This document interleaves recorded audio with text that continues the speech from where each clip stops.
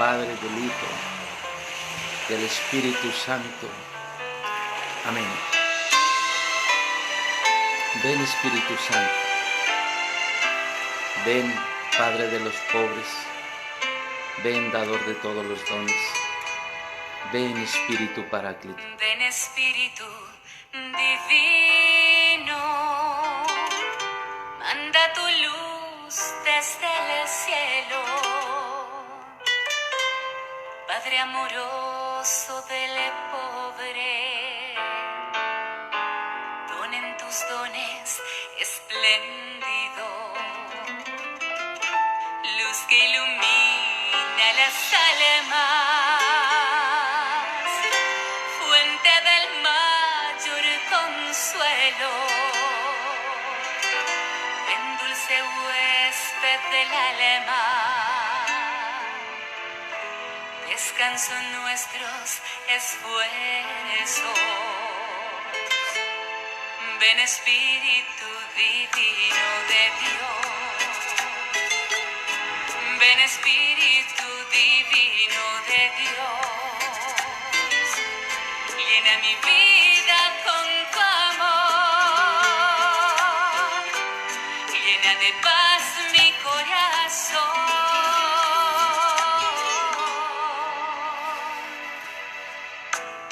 Tregua en el duro trabajo, brisa en las horas de fuego, gozo que enjuga las lágrimas y reconforta en los duelos. Entra hasta el fondo del alma, divina luz y enriquecenos. Mira el vacío del hombre, si tú le faltas por dentro. Ven, Espíritu Divino de Dios.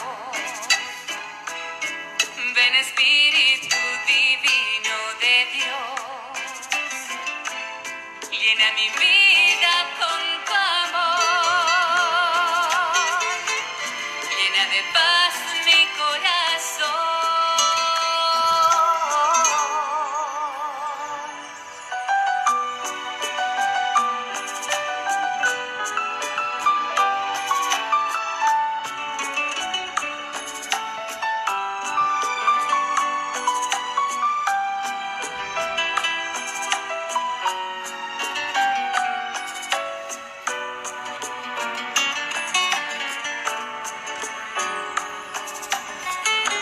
Mira el poder del pecado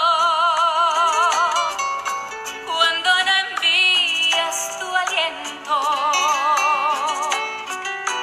Riega la tierra en sequía, sana el corazón enfermo, lava las manchas, infunde calor de vida en mi hielo. Doma el espíritu indómito, guía el que tú eres el sendero. Ven, Espíritu Divino de Dios. Ven, Espíritu Divino de Dios.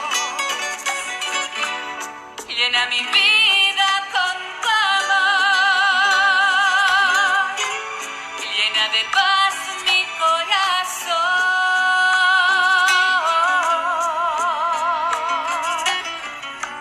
Reparte tus 7 dones según la fe de tus siervos.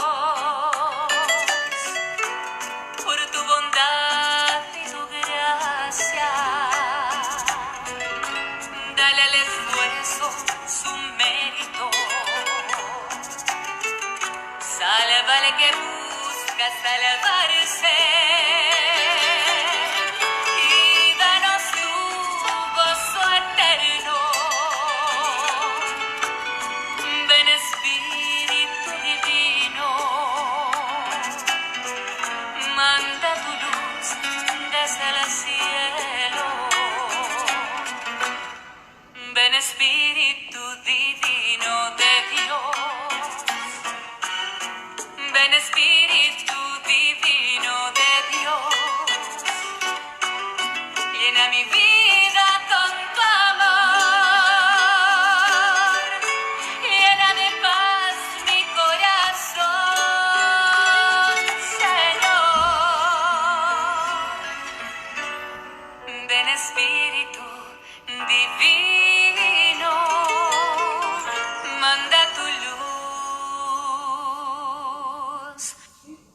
desde el cielo.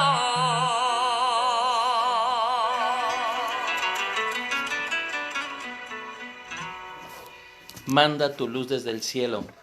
Ven Espíritu Santo, llena los corazones de tus fieles y enciende en ellos el fuego de tu amor. Padre amado, derrama tu Santo Espíritu en nuestras mentes y en nuestros corazones. Padre bendito, en el nombre poderoso de Cristo te lo pedimos, en el nombre del Padre, del Hijo, del Espíritu Santo. Amén. No podemos empezar a estudiar la palabra de Dios sin invocar el Espíritu Santo, con el cual fue inspirada. Hoy, queridos hermanos, comenzamos una serie de temas sobre la Biblia que se llaman géneros literarios. Vamos a tratar de darles cada día un género literario diferente. ¿Qué son los géneros literarios? Son las maneras de expresión que vienen en la Biblia. La Biblia trae diferentes maneras de expresión, porque los 73 libros de la Biblia divinamente inspirados fueron escritos en diferentes épocas para diferente tipo de persona y con diferentes maneras de expresión. Y tenemos nosotros que captar el mensaje y entenderlo bien. A veces no entendemos la Biblia porque no entendemos el mensaje, no entendemos el género literario al que se refiere. Entonces es bien importante ver algunas de las formas de expresión usadas en la Biblia. La Biblia fue escrita por muchos autores en un tiempo que duró varios siglos. Los escritores sagrados, que son los que escriben la Biblia, los agiógrafos, se les llama escritores sagrados. Los escritores usaron muchas formas de expresión diferentes que eran usadas y entendidas por la gente de su tiempo. Sin embargo, ahora, 3000 años después, pueden ser fácilmente malinterpretadas. Por eso el Papa Pío XII dejó un trabajo a los especialistas en Biblia en su encíclica Divino Aflante Spiritu, en la que invita a ver los géneros literarios o las maneras de expresión. Es como si yo, cuando era cholo, pandillero, imagínese que escribo un libro y escribo en ese libro: en Parral Pancho Villa colgó los tenis. Y usted va a decir: ah, caray, ¿qué querrá decir eso? En Parral Pancho Villa colgó los tenis porque los estaba lavando. Si viene un gringuito, va a leer: en Parral Pancho Villa colgar los tenis. Entonces él va a decir: ¿qué tenis serían? ¿Nike? ¿Converse?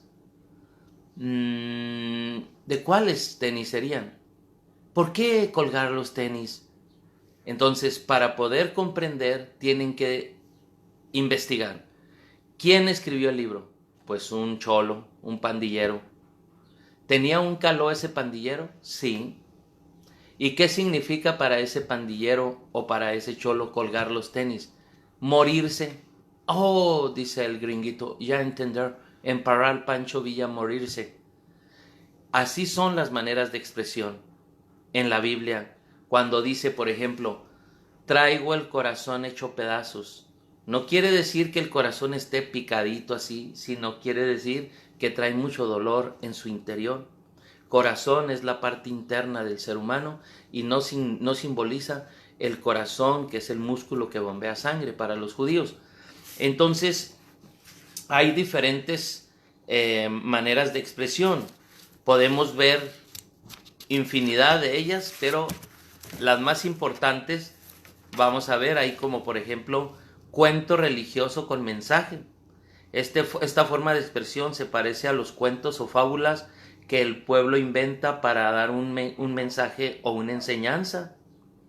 Los autores que emplearon esta forma de expresión no quisieron escribir una obra histórica, sino un tipo de relato que encerrara una enseñanza. Es, por ejemplo, que el Arca de Noé es una gran enseñanza, pero muy probablemente, como se ve y como se estudia ya en la Biblia, pues el Arca de Noé y ese diluvio, pues a lo mejor fue un tremendo aguacero en una área de ahí, y de ahí sacaron el cuento con mensaje, anécdota, pero no se ha encontrado el Arca de Noé, ni se inundó todo el mundo, sino que él quería dar un mensaje, el mensaje importante que quiere dar ahí. Uno es que por causa del pecado que se aleja el hombre de Dios, a veces le vienen las cosas malas. Segundo, si te acercas a Dios, porque Dios es el que está ahí manifestando su mensaje y el que dice cómo hacer el arca, de qué tamaño es el arca, con qué medidas, el que da las medidas es Dios. Por lo tanto, si tú vives según la medida de Dios, según la Biblia, obtendrás bendición en tu vida. Entonces hay otro cuento anecdótico muy famoso, ¿verdad? Es el libro de Jonás, que se lo tragó una ballena y luego fue y lo escupió. Bueno, ni siquiera dice ballena, dice un gran pez. ¿Qué significa? ¿Qué simboliza? Lo vamos a ir viendo en las enseñanzas sobre este tema tan hermoso que se llama maneras de expresión o géneros literarios. Pero hay una manera de expresión que se llama apocalíptica. ¿Quién maneja esta manera de expresión? El profeta Isaías, el profeta Daniel, el profeta Ezequiel manejan mucho sobre el Apocalipsis. ¿Y qué quiere decir en sí este género literario? ¿Cuál es el sentido? Bueno, la forma de expresión apocalíptica, hay libros proféticos como Ezequiel y Daniel que también tienen partes que son muy apocalípticas. La palabra apocalipsis quiere decir revelación en idioma griego. Apocalipsis quiere decir revelar, velar, quitar un velo para comprender el mensaje verdadero, la necesidad verdadera, revelar, quitar el velo. Dios se revela en nuestras vidas. Y la palabra apocalipsis quiere decir revelación en el idioma griego. Esta forma de expresión apocalíptica fue muy popular durante los últimos 200 años antes de Cristo. De hecho, el profeta Daniel la usó bastante. En los últimos años, 200 años antes de Cristo, ¿verdad? Que fue cuando más se usó este género literario, el Apocalipsis, forma profética en la que el autor presenta un mensaje en forma de una visión llena de figuras, signos y comparaciones. Entonces el autor presenta un mensaje. ¿Y cuál es ese mensaje? Pues muchas veces es un mensaje que va en contra del gobierno que está oprimiendo. En la época del profeta Daniel, pues agarraron al pueblo, se lo llevaron los asirios allá y lo metieron allá ahora sí que esclavizado en una tierra, en un pueblo, en otro pueblo. Y nos dice aquí, los números, colores, animales, partes del cuerpo y demás detalles que salen son figuras simbólicas. Entonces, el género literario apocalíptico, el color rojo tiene un sentido, el verde otro, el blanco tiene otro, el negro otro. Así es, el púrpura otro. Cada color tiene un simbolismo, un significado. Entonces, si usted no conoce ese simbolismo, porque a los que les escribió, por ejemplo, el evangelista San Juan, ellos sí conocían eso, sí entendían eso, sí sabían a qué se refería, ¿Por qué? Porque ellos sabían y habían leído el profeta Isaías, el profeta Ezequiel, Daniel, y habían leído partes del Antiguo Testamento, entonces ya sabían muy bien el significado de cada una de esas partes. Entonces, el Apocalipsis es una forma profética de escribir en la que el autor presenta un mensaje en forma de una visión llena de figuras, llena de signos, llena de comparaciones, de personajes. Los números tienen un significado, aquí los vamos a explicar. Los colores también, los animales también. Por ejemplo, muchas veces se menciona el cordero en la Biblia, en Apocalipsis. Pero nomás se menciona una vez el león, y también eso tiene una enseñanza. Y luego dice aquí los números, colores, animales, partes del cuerpo y demás detalles que salen son figuras, símbolos que quieren dar algún mensaje, significan algo.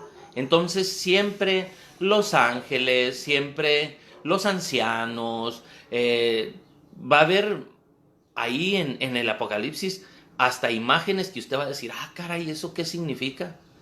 Cara de león, cara de águila, cara de ángel, cara de toro. Entonces, usted debe de profundizar para comprender este mensaje. A veces los libros apocalípticos fueron escritos contra opresores del pueblo de aquellos tiempos. Como le decía, tanto Daniel como Ezequiel, por ejemplo, el pobre de Ezequiel fue llevado a Babilonia. Entonces, hay un mensaje ahí en contra de estos opresores. Entonces, vemos, por ejemplo, también hermosamente aquí, dice que eran libros revolucionarios, clandestinos, escritos en clave. Entonces, el Apocalipsis es escrito en clave. Hay que comprender los símbolos, los signos, los colores, todo, para comprender la clave. Escritos en clave que criticaban fuertemente a los opresores, contando sus abominaciones y crímenes contra el pueblo de Dios y finalmente la destrucción del opresor a manos de sus enemigos. Así la parte apocalíptica de Daniel, que son los capítulos del 7 al 12, del 7 al 12 de Daniel fue escrita contra el rey Antíoco de los asirios que atropellaban al pueblo de Dios de aquel tiempo. Entonces hay varios reyes ahí que atacan. Entonces se escribe este género y la gente ya entendía hasta el nombre de los personajes que perseguían. Algunas ediciones de la Biblia, como por ejemplo la Biblia de latinoamericana, junto al escrito del Apocalipsis a pie de página, o sea, a un ladito del escrito, te va dando unas citas y en la parte de abajo te pone una explicación. Entonces es importante ver todo esto. San Juan escribió el Apocalipsis en parte contra el emperador. Se cree, por ejemplo, que mucho de lo que hicieron el Apocalipsis es un libro que se escribe para un pueblo que sufre persecución. La primera persecución que la hace el emperador Claudio la hizo contra los judíos, pero pues como muchos judíos eran cristianos, también les tocó a ellos. La segunda fue Nerón, quemó Roma, y Nerón en el año 64 quemó Roma, estaba loco, quería ver a Roma en llamas, ¿y qué creen que pasó? Le prendió fuego y después le echó la culpa a los cristianos y empezaron a morir muchos cristianos. Unos quemados, otros devorados por los leones, en diferentes circos romanos. Y el emperador al cual menciona más San Juan es un emperador que vivió en el año más o menos 90, 96, bueno, más bien dicho 96, que este emperador prohibió que dieran culto al verdadero Dios y ahora se le tenía que dar culto a él, porque él era en este caso el emperador y él era Dios, entonces tenían que adorarlo, Diocleciano. Entonces este emperador, por obligación, tenían que adorar al emperador y el que no lo adoraba moría. Entonces, como ya venía, el Apocalipsis se escribe en el año más o menos 90, 96, y como ya venía esta persecución con este emperador en el año 96, se les escribe y se les advierte y se les anima. San Juan escribió su Apocalipsis en parte contra el emperador y la nación romana que perseguía y mataba a los primeros cristianos.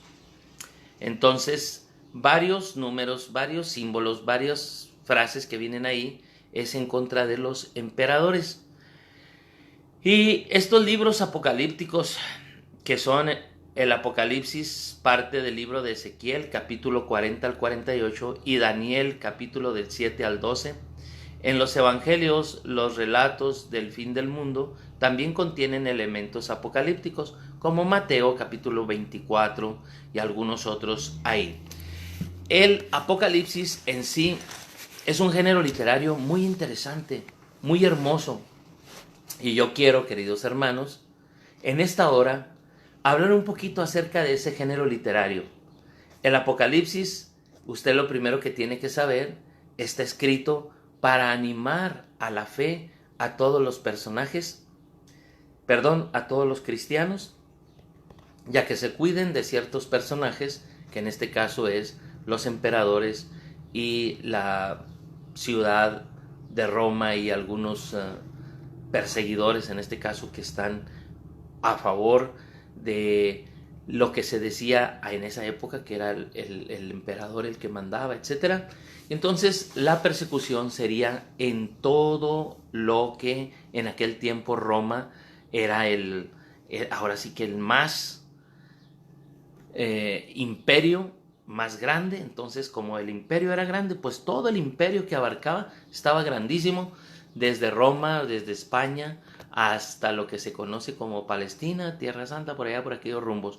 Entonces, todos esos lugares en los que entra Grecia, en los que entra Turquía, en los que entra Siria, todo eso, serían perseguidos también. Y nos dice aquí la palabra de Dios, comienza así el Apocalipsis. Entonces, Apocalipsis quiere decir revelación. ¿Y qué quiere decir revelación? Quitar el velo. Quitar el velo. Entonces, revelación de Jesucristo se la concedió Dios para manifestar a sus siervos lo que ha de suceder pronto. Y envió a su ángel para dársela a conocer a su siervo Juan. Entonces, revelación de Jesucristo. ¿Quién es el que comparte esta enseñanza, esta sabiduría, estos mensajes de ánimo? Jesús. Revelación de Jesucristo. Se la concedió Dios para manifestar a sus siervos lo que ha de suceder pronto. Casi todos los pastores protestantes dicen que el Apocalipsis es un mensaje para este tiempo. Pues lástima, mis hermanos, no es para este tiempo. Algunas cosas pueden quedar, pero no es para este tiempo. El Apocalipsis ahí lo dice claramente. Se la concedió Dios para manifestar a sus siervos lo que ha de suceder pronto. ¿Qué era lo que iba a suceder pronto? Persecución. Persecución. ¿De quién? Del César y todos los romanos. ¿Contra quién? Contra los cristianos, contra la iglesia de Jesús, manifestada aquí está representada la iglesia católica en siete iglesias. Como les decía, los números pues tienen un simbolismo, un significado, y esas 7 iglesias representan la plenitud, representan la iglesia católica. Entonces, que estaba extendida en aquel tiempo con sus obispos desde Tierra Santa hasta Roma, y ahí iban rumbo a España, y ahí iban rumbo a Francia, rumbo a Alemania, rumbo a varios otros pueblos de aquellos lados. Entonces, los apóstoles recibieron el mandato: vayan y hagan que todos sean mis discípulos. Los apóstoles salen a llevar el evangelio y van fundando pequeñas misiones, pero en cada misión dejaban un presbítero. Sí, ordenaban presbíteros. En un principio, ¿verdad? Nos dice la palabra de Dios en el libro de los Hechos de la siguiente manera. Yo nomás quiero que se dé cuenta cómo muchas comunidades nacieron así. Mire, en Hechos capítulo 14, bueno, ya desde Hechos 13:1 dice: había en Antioquía, en la iglesia de ahí, esa comunidad de Antioquía, de allí fue un gran santo que se llamó San Ignacio de Antioquía. Hechos 13 dice: había en Antioquía, en las iglesias, allí establecida, profetas y maestros: Bernabé, el gran animador; Simeón, apodado el Negro; Lucio de Cirene; Managén, hermano de leche del tetrarca Herodes; y Saulo. Mientras estaban celebrando el culto del Señor y ayunando, dijo el Espíritu Santo: separadme ya a Bernabé y a Saulo para la obra que yo les tengo llamados. Entonces, después de haber ayunado y orado, les impusieron las manos y los enviaron. ¿A dónde los enviaron? A diferentes lugares fuera de ahí, lejos de ahí de Antioquía, a donde el Señor les iba iluminando. Y nos dicen que empezó la predicación de Pablo ante los judíos, el capítulo 13, y luego ya Pablo y Bernabé se dirigen a los gentiles en 13:44, pero en el capítulo 14 de Hechos de los Apóstoles empieza la evangelización en Iconio, y ahí curan un tullido. Y luego, después de ir ahí por diferentes lados, dice así, fin de la misión, en el versículo 18. Y luego vinieron entonces de Antioquía a Iconio algunos judíos, y habiendo persuadido a la gente, lapidaron a Pablo y le arrestaron fuera de la ciudad, dándole por muerto. Entonces, pero él se levantó y, rodeando a los discípulos, entró en la ciudad. Al día siguiente marchó con Bernabé a Derbe. Entonces andaban en todos esos lugares evangelizando, y a San Pablo lo apedrearon y lo dejaron por muerto. Habiendo evangelizado aquella ciudad, Derbe, y conseguido bastantes discípulos, se volvieron a Listra y luego a Iconio y Antioquía, confortando los ánimos de los discípulos, exhortándoles a perseverar en la fe y diciéndoles: es necesario que pasemos por muchas tribulaciones para entrar en el reino de Dios. Designaron presbíteros en cada iglesia. ¿Ya ven? Designaron presbíteros. Los padrecitos no creen que son nomás de ahora. Los pastores protestantes enseñan mal la Biblia.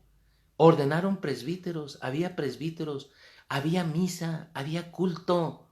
Desde entonces iban y misionaban, les predicaban, y luego ya ordenaban un presbítero ahí y lo dejaban en esa comunidad. Mire, designaron presbíteros en cada iglesia, y después de hacer oración con ayunos, los encomendaron al Señor en quien habían creído. Entonces cada comunidad tenía su presbítero, y cada comunidad tenía su obispo. Como menciona San Pablo, mire, usted va a ver aquí, porque la misión siguió. Designaron pues presbíteros en cada iglesia, y después usted sabe que la iglesia son los bautizados. Entonces cada vez que hacían una comunidad, dejaban un presbítero ahí, y después de hacer oración con ayunos, los encomendaron al Señor en quien habían creído. Atravesaron Pisidia, llegaron a Panfilia, predicaron en Perge la palabra y bajaron a Atalía. Ahí se embarcaron a Antioquía, donde habían partido encomendados a la gracia de Dios para la obra que habían realizado. Entonces iban misionando, iban dejando presbíteros en cada comunidad. Entonces dice, por ejemplo, en Hechos 20, fíjese, porque ya para llegar acá al capítulo 20, pues ya evangelizaron Éfeso, ya evangelizaron muchos otros lugares, pero yo lo que quiero es que escuche aquí en Hechos 20:28. Tened cuidado de vosotros y de toda la grey en medio de la cual el Espíritu Santo los ha puesto como obispos. Obispos. Nuestro obispo se llama don José Guadalupe Torres Campos, de aquí de Ciudad Juárez. Y él, ¿sabe qué número de obispo viene siendo? El primer obispo fue don Manuel Talamasca Mandari. Aquí la diócesis de Juárez no es muy antigua. Pertenecía a la diócesis de Chihuahua. Esa sí es más antigua. Y el siguiente obispo, don Juan Sandoval Íñiguez. Y el siguiente, don Renato Asensio León. Y el cuarto, don José Guadalupe Torres Campos. Se van ordenando ya cuando están grandes, a los 75 años. Se ordena otro obispo. Entonces, y aquí ya llevamos 4. Y mire lo que dice: tened cuidado de vosotros y de toda la grey en medio de la cual os ha puesto el Espíritu Santo como obispos para pastorear. Obispo y pastor es lo mismo. Apóstol, obispo y pastor es lo mismo. Es lo mismo. Los apóstoles eran obispos para pastorear la iglesia de Dios que Él se adquirió con la sangre de su propio Hijo. Yo sé que después de mi partida se introducirán entre vosotros lobos crueles que no perdonarán el rebaño. Lobos crueles que no perdonarán el rebaño. Y también que entre vosotros mismos se levantarán hombres que hablarán cosas perversas para arrastrar a los discípulos detrás de ella. Por tanto, como obispos, vigilad, Y acordaos que durante 3 años no he cesado de amonestaros día y noche con lágrimas a cada uno de vosotros. Entonces, ¿qué hacían? En las comunidades ya más grandes ponían obispos, y el obispo regía varias iglesias. Él las cuidaba, él las pastoreaba con sus presbíteros, y todos los presbíteros obedecían al obispo. Entonces, esas comunidades, esas iglesias tenían siempre un obispo. ¿Por qué le digo esto? Porque en el libro del Apocalipsis se va a dirigir a los obispos, nomás que no dice la palabra obispo. El Apocalipsis les dice ángeles. Al ángel de la comunidad de Éfeso, el Señor le dice esto: sas, sas, sas, sas, sas, sas. A la de Filadelfia, sas, sas, sas, sas, como vamos a ir viendo. Pero mire qué hermoso lo que dice aquí. Revelación de Jesucristo. Se la concedió Dios para manifestar a sus siervos lo que ha de suceder, y envió a su ángel para dársela a conocer a su siervo Juan. Entonces, este ángel es a la vez Jesús y da la revelación a Juan, el cual ha atestiguado la palabra de Dios y el testimonio de Jesucristo, todo lo que vio. Dichoso el que lea y los que escuchen las palabras que está de esta profecía y guarden lo escrito en ella, porque el tiempo está cerca. Entonces comienza la primera de 7 bienaventuranzas, 7 dichas que dirá nuestro autor sagrado, que es San Juan. San Juan aquí dice que a su siervo Juan se le escribió, y dichoso el que lea y los que escuchen las palabras de esta profecía y guarden lo escrito en ella. Guardar quiere decir meditar, saborear. Para un judío guardar, María guardaba todas estas cosas en su corazón. ¿Qué quiere decir eso? María guardaba todas estas cosas en su corazón. Quiere decir, María meditaba, saboreaba. ¿Dónde viene eso? En el capítulo 2 del Evangelio de San Lucas. María Santísima sí que sabía verdaderamente meditar y guardar la palabra de Dios, cosa que nosotros deberíamos de hacer también. El autor del Apocalipsis dice: dichoso el que lea, escuche y guarde. 3 cositas. Dichoso el que lea, hay que leer. El que escuche, o sea, poner en práctica. Guarde, medite, saboree. Mire cómo dice, por ejemplo, la palabra de Dios.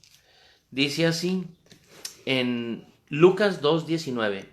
María Santísima, por su parte, guardaba todas estas cosas y las meditaba en su corazón. María guardaba todo lo que pasaba a su hijo bebé, y las guardaba y las meditaba, las rumiaba, le sacaba sabor al caldo.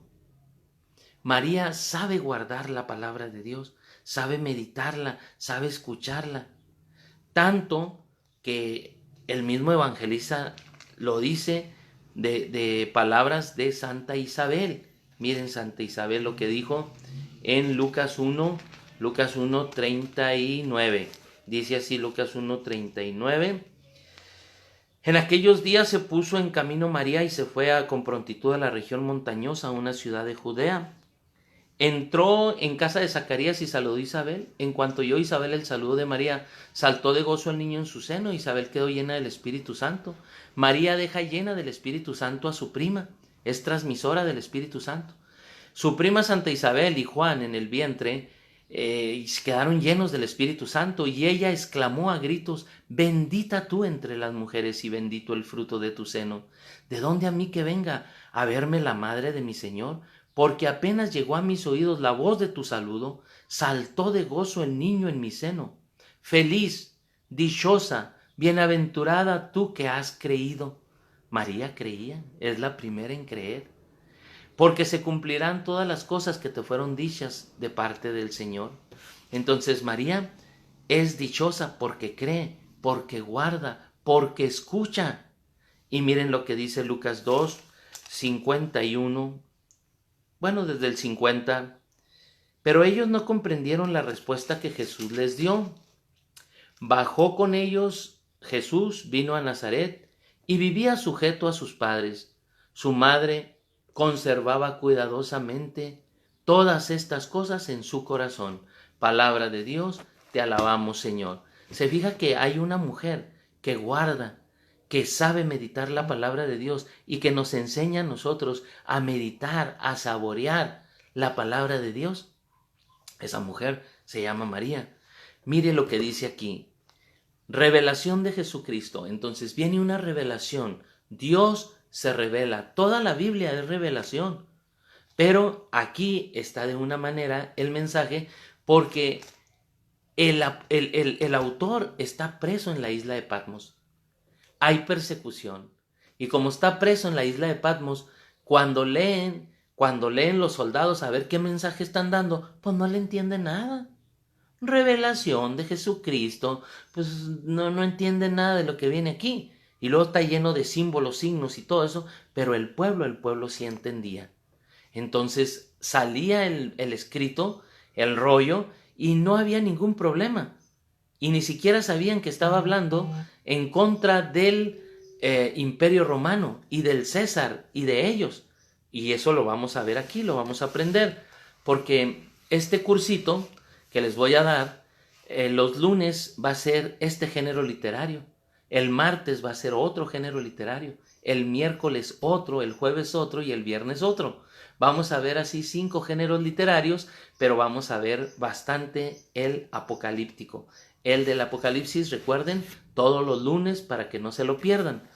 Revelación de Jesucristo se la concedió Dios para manifestar a sus siervos lo que había de suceder pronto. Y envió a su ángel para dársela a conocer a su siervo Juan, el cual ha atestiguado la palabra de Dios y el testimonio de Jesucristo, todo lo que vio. Dichosos, bienaventurados,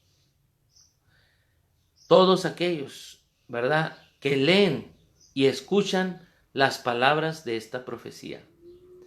Dichoso el que lea, dichoso el que escuche las palabras de esta profecía y guarden lo escrito en ella, porque el tiempo está cerca. Entonces, número 1, dichoso el que lea. Qué dicha tan grande es que hoy en día tú vas a empezar a leer el Apocalipsis conmigo y vas a aprender a saborear el Apocalipsis. Todos los lunes, no se te olvide, todos los lunes a las 6 vas a aprender a saborear el significado del Apocalipsis. Y dice aquí, dichoso el que lea, dichoso el que lea. Segundo, y los que escuchen las palabras de esta profecía. Entonces, dichoso el que lea, pero también el que escuche, el que obedezca, el que ponga en práctica. Para los hebreos, Shema en hebreo es escucha, Israel. Amarás al Señor tu Dios con todo tu corazón, con toda tu alma y con todas tus fuerzas. Corazón quiere decir todo tu interior. Alma hasta estar dispuesto a derramar la sangre. Fuerzas con tu dinero. Las fuerzas para el judío es tu riqueza, es todo lo que tú tienes, que lo pongas al servicio de Dios. ¿Y dónde lo dice eso? En Deuteronomio 6 del 4 al 9. Escucha, Shema Israel.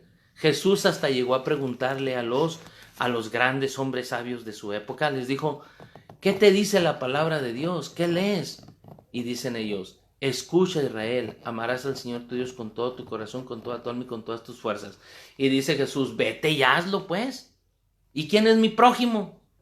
Y entonces Jesús explica la parábola de el buen samaritano. Que en parábolas vamos a explicar puras parábolas. Mañana tocaría una parábola. Género literario de mañana, parábola. Entonces, fíjese bien, mi hermano. Dichoso el que escuche. Bienaventurados los que escuchen este mensaje. Los que cuando llegue la palabra pase a la práctica. Escuchar quiere decir obedecer. Si yo le digo a un judío, por favor abre la puerta, y no me abre la puerta, me dicen, te oyó.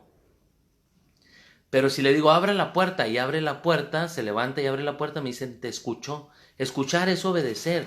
Y está muy calcado en el Antiguo Testamento eso. Entonces, dichoso el que lea. Invitación a leer la palabra de Dios, a leer el Apocalipsis. Y los que escuchen las palabras de esta profecía. Primero dice, dichoso el que lea. Y los que escuchen, ya son varios, todos los que escuchen, como ustedes que están escuchando. Dichoso el que lea. Y los que escuchen las palabras de esta profecía, porque es una profecía. El Apocalipsis tiene 3 géneros literarios. Uno es revelación, algo que se va a revelar y que nos va a mostrar algo importante. Número 2, profecía, es profético el libro. Así como el profeta Isaías, el profeta Jeremías, así es este libro, es profético. Y número 3, es epistolar. Así como San Pablo escribió cartas, así también aquí se van a escribir cartas. Entonces usted tiene que comprender esas 3 maneras de expresión. El Apocalipsis no nomás es pura revelación, es también profecía y es también epistolar, como carta, enseña como cartas, se escribe como carta. Entonces, queridos hermanos, es importante, número 1, dichoso el que lea. Hay que leer con atención. Entonces, como este género literario les gustaba mucho en aquel tiempo, porque todos sabían de los símbolos, signos y todo esto, y les llamaba mucho la atención porque estaban siendo perseguidos y no podían. Entonces, como les explicaba ahorita, en muchas ocasiones, por ejemplo, yo les expliqué ahorita que en el caso de, por ejemplo, de Daniel, escribió los capítulos del 7 al 12, que son los capítulos apocalípticos. Fue escrito contra el rey Antíoco de los asirios, que atropellaba al pueblo de Dios de aquel tiempo. Entonces, a veces, mis hermanos, nosotros vemos que hay personas que están persiguiendo la iglesia. Pues fíjese bien, la palabra de Dios nos enseña, muy importante saber desmenuzar, digerir, saborear, palpar lo que nos está diciendo. Dichoso el que lea y los que escuchen las palabras de esta profecía y guarden lo escrito en ella. Guarda en tu corazón estas palabras que te voy a decir, porque el tiempo está cerca. ¿A qué tiempo se refiere? Al de la persecución. Muy cerca. Ya se habían recibido varias persecuciones y llegaba la de Diocleciano, que iba a ser tremenda, devastadora, iban a morir muchos. Y dice aquí, versículo 4, Juan a las 7 iglesias de Asia. ¿Para quién va? Comienza aquí el género literario epistolar. Se empieza a escribir cartas. Epístola es una carta. Juan a las 7 iglesias de Asia. Entonces menciona 7 iglesias de Asia, porque el número 7 es un número simbólico. Es perfección. Significa perfección y significa, haga de cuenta que lo suficiente. Y verdad, las 7 iglesias en ese momento están bien cerquitas unas de otras, estas 7 iglesias, y tienen un empedrado buenísimo. Entonces muy rápido iban a llegar los perseguidores a esas 7 iglesias. No significa que son las más importantes, porque por ejemplo aquí no está la de Colosas, ni algunas otras que eran importantes y que eran más grandes y que tenían más gente, sino que el mensaje es al área donde San Juan vivía y donde primero predicó San Pablo ahí, pero después San Juan se quedó ahí en esa área. Y dice aquí, Juan a las 7 iglesias de Asia, gracia y paz a vosotros de parte de aquel que es. ¿Quién es aquel que es? Yahweh. Yahweh está en Éxodo 3:14. ¿Y qué te dice Éxodo 3:14? Yahweh. Mira lo que dice aquí. Yahweh. Éxodo 3, 14 menciona lo siguiente. Después de que Moisés ve la zarza ardiendo, menciona aquí lo siguiente. Dios le habla y le dice, ve a avisar a mi pueblo. Éxodo 13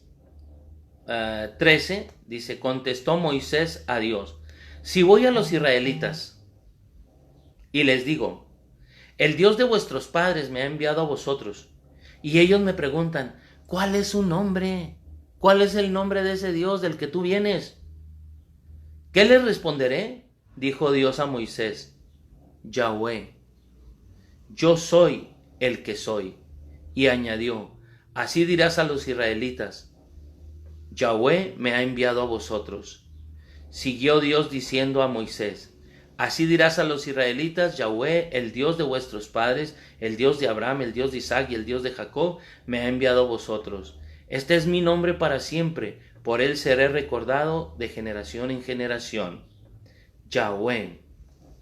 A ver, mis queridos hermanos, ¿cómo se escribe el hebreo? El hebreo se escribe al revés. Por ejemplo, yo aquí escribo Saúl. Ellos escriben al revés. Saúl. De allá para acá. Nosotros de aquí para allá. Yahweh. Y-H-W-H. Entonces ellos escribían Y-H-W-H. Yahweh. El sagrado tetragrama. Entonces tetra, cuatro letras. El nombre de Dios. Yahweh, junto con una combinación con Adonai, le ponen vocales de Adonai. Adonai quiere decir mi Señor, y ya se oye así, Yahweh. Pero el nombre, los hebreos no tienen vocales, tienen puras consonantes. Entonces hablan con esto de aquí así, mucho. Yahweh. Entonces nosotros debemos de saber que el nombre de Dios es Yahweh, yo soy. Por eso dice aquí en el Apocalipsis, mire cómo dice en el Apocalipsis. Dice, Juan a las 7 iglesias de Asia, gracia y paz a vosotros de parte de aquel que es Yahweh, el yo soy, que era Jesús y que ha de venir, el Espíritu Santo, de parte de los 7 espíritus que están ante su trono. Hay quienes ven en estos 7 espíritus los 7 dones del Espíritu Santo, pero también los ven como los 7 arcángeles. Y de parte de Jesucristo el testigo fiel. Esto es bien importante. De parte de Jesucristo el testigo fiel. ¿Por qué? Porque ellos tenían que ver en Jesucristo alguien que se mantuvo fiel hasta la muerte. Y ellos tenían que mantenerse fieles hasta la muerte, aunque los echaran a los leones, aunque los echaran al fuego, aunque los echaran ahí con unos toros, aunque les echaran diferentes tipos de animales, ellos tenían que permanecer firmes en esos circos. Iban a ser devorados por esos animales. Algunos los iban a agarrar, los iban a amarrar, les iban a echar brea y les iban a prender para que iluminaran mientras se consumían en las noches, y Nerón viera cómo eran destrozados todos aquellos cristianos. Eso ya había pasado. Entonces, cuando viene esta persecución, como Nerón ya había hecho todos estos quemazones y matazones y todo eso, murieron miles de cristianos. Cuando yo estuve ahí cerca del Coliseo Romano, y dicen que en el Coliseo Romano no se llevó a cabo ninguna muerte de cristianos, ¿verdad? Algunos dicen que no, otros dicen que sí, pero defienden que alrededor de ahí había otros circos y romanos, y ahí fue donde fueron muertos más, y ahí es donde les echaban precisamente leones y 2, 3 bestias. Caminando ahí en Roma, pregunté en un templo que vi, oiga, ¿cómo se llama este templo? Me dicen, Santa Precedes. ¿Y quién fue esa santa? Y me dicen, esta santa en las noches recogía los cuerpos y la sangre de los mártires, y está la santa con un frasco lleno de sangre. Recogía la sangre de los mártires. Y le digo, ¿y luego qué hacía? Los enterraba aquí, esta era casa de ella, y ahora es un templo católico. Está muy, pero muy pegadito a la Basílica de Santa María la Mayor. Y yo estuve ahí y le dije, ¿y como cuántos? Me dice, aquí hay más de 3,000 mártires enterrados. Me agaché y besé el suelo de aquella capilla donde había más de 3,000 mártires enterrados ahí.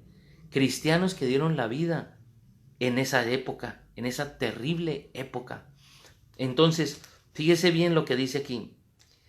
Y de parte de Jesucristo el testigo fiel. Jesucristo fue testigo de Papá Dios, dio testimonio hasta la muerte, y una muerte de cruz. Entonces les está diciendo, ustedes van a morir igual. Ustedes van a morir y tienen que dar testimonio. Entonces, imagínense el impacto de este libro que se escribió para animarlos a que perseveraran en la fe y si era necesario dar la vida y no apostatar, que quiere decir renegar de Jesús. Entonces, vea lo hermoso de este libro. Dice aquí, y de parte de Jesucristo el testigo fiel, el primogénito de entre los muertos. La Biblia nos dice que Jesucristo es el primogénito de entre los muertos, el primero en resucitar. Y dice aquí, el testigo fiel, el primogénito de entre los muertos, el príncipe de los reyes de la tierra. Entonces, Jesús es el que da testimonio, es el primero que resucita y es el que les ofrece un reino, el príncipe de los reyes de la tierra, al que nos ama y nos ha lavado con su sangre de nuestros pecados. Esta frase es muy común, lavar con la sangre del Cordero. Jesús, cuando derrama su sangre, es por nosotros. De hecho, dentro de estas enseñanzas yo les voy a dar una explicación de todas las veces que en la Biblia se menciona que Jesús pagó por nosotros con sangre, que Jesús nos lavó con su sangre, que Jesús nos ganó. Propiedad de Jesús somos nosotros. Él pagó con su sangre. Entonces todos ellos pues ya sabían que Jesús era en aquel tiempo, ¿verdad?, el testigo fiel. Entonces, como testigo fiel, queridos hermanos, como testigo fiel, Él les invita a ser fieles. Qué difícil es ser fiel cuando te están persiguiendo. Qué difícil es cuando tu fe está siendo probada, como en África ahorita, que los musulmanes están matando a todos los cristianos. Católicos y protestantes los están matando. A un pastor protestante lo quemaron con toda su familia dentro de su casa. A religiosas, sacerdotes y muchos católicos los mataron. 3,000, así nomás en un pueblo. Entonces están acabando, están haciendo una limpia, pero muchos de ellos mueren con una fe. No se diga Siria, no se diga en Irak, no se diga en todos esos lugares donde morían dando testimonio, y los que quedaban vivos enterraban a sus muertos y luego la siguiente misa que había, ahí estaban ellos. Mis respetos, la fe de esas personas que en el momento de la persecución se mantuvieron firmes. Al que nos ama y nos ha lavado con su sangre de nuestros pecados. Usted sabe lo que es la confesión, es eso. Y ha hecho de nosotros un reino de sacerdotes para Dios y Padre suyo. ¿Qué va a darnos Jesús? Nos va a dar su reino. ¿Y a dónde nos va a llevar? Al Padre, al reino, a estar con Él eternamente. Y eso es lo que les está diciendo. Si ustedes dan la vida, si ustedes derraman hasta la última gota de su sangre por mí, por el testigo fiel y veraz que soy yo, Jesucristo, si ustedes me imitan, ganarán la vida eterna, entrarán directos. Así es que en la época de los primeros cristianos, era una alegría morir por Cristo. Nerón, dicen que en esa persecución de Nerón, Nerón se acercaba a ver los rostros y decía, ¿por qué están alegres? ¿Por qué están alegres? Nerón, el que decía, a ver, échenle otro leoncito a ese cristianito, que se lo coma. ¿Para qué? Para ver en el circo romano cómo se devoraban a los cristianos, pero lo que le impactaba más a Nerón es que todos morían cantando y alabando a Dios. Y por cada rosa que quedaba tirada ahí, porque muchos de ellos morían con una corona de rosas, y esas coronas de rosas, ¿sabes para quién eran? Antiguamente eran para sus otros dioses, y ahora ¿para quién eran? Ahora eran para Jesús. Y ofrecían esas rosas, esas flores. Entonces los leones y los demás dejaban todos los cuerpos destrozados y quedaban las rosas ensangrentadas. Y los cristianos las recogían y por cada rosa hacían una oración. Así nació Rosario, el rosario, que es las oraciones que se dicen por amor, rosario, rosas, corona de rosas, que se ofrecían y se ofrecían precisamente con mucho amor por los mártires, porque los mártires ya habían dado su vida. Entonces, así nació la costumbre de rezar 150 Padres Nuestros, primero, y luego después 150 salutaciones angélicas, que es la primera parte bíblica del Ave María. Y así nació la costumbre. ¿Por qué 150? Porque los primeros cristianos cantaban los 150 salmos. Entonces hay una relación ahí muy linda, muy hermosa. Cuando tú vas a Roma, entiendes muchas de estas cosas, las ves, las vives y dices, ¡wow! ¡Qué maravilla! La gente que vivió y que dio la vida por Cristo. Mañana continuamos. Espere, mire que va a estar hermoso mañana. Mañana ya es otra enseñanza, pero el próximo lunes continuamos con el Apocalipsis. En el nombre del Padre, del Hijo, del Espíritu Santo. Amén. Dios les bendiga.